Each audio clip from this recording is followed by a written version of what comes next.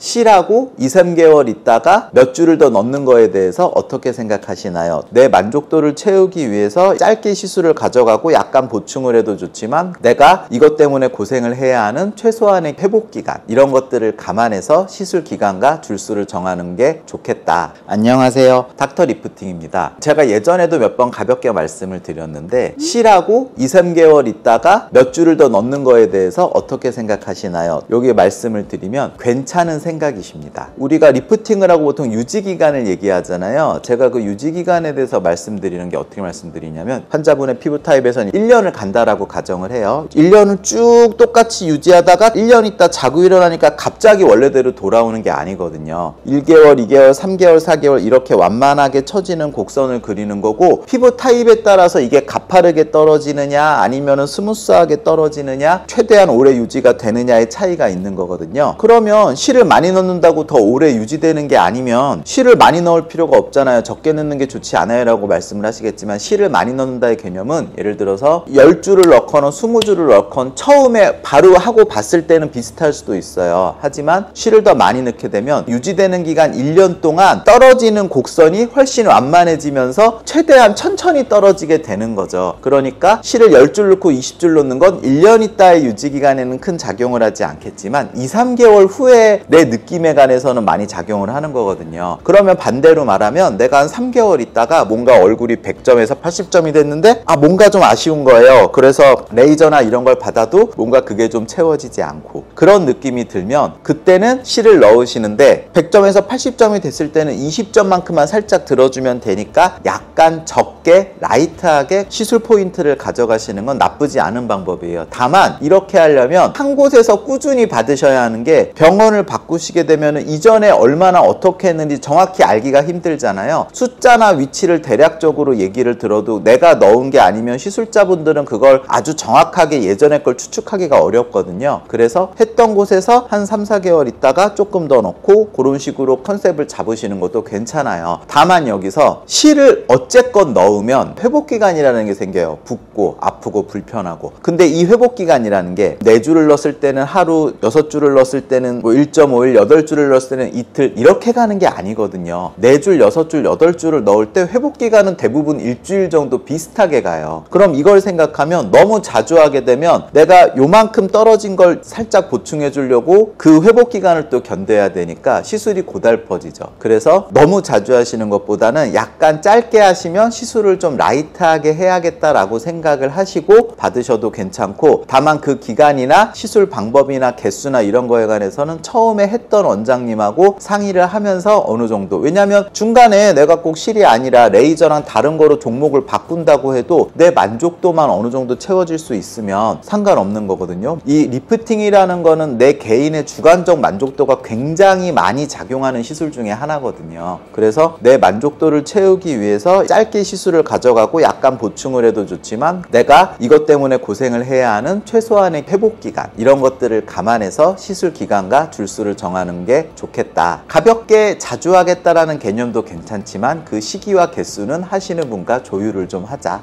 제가 오늘 드리고 싶은 말씀이었습니다. 다음에 또 좋은 정보로 찾아뵙겠습니다. 닥터 리프팅이었습니다. 감사합니다.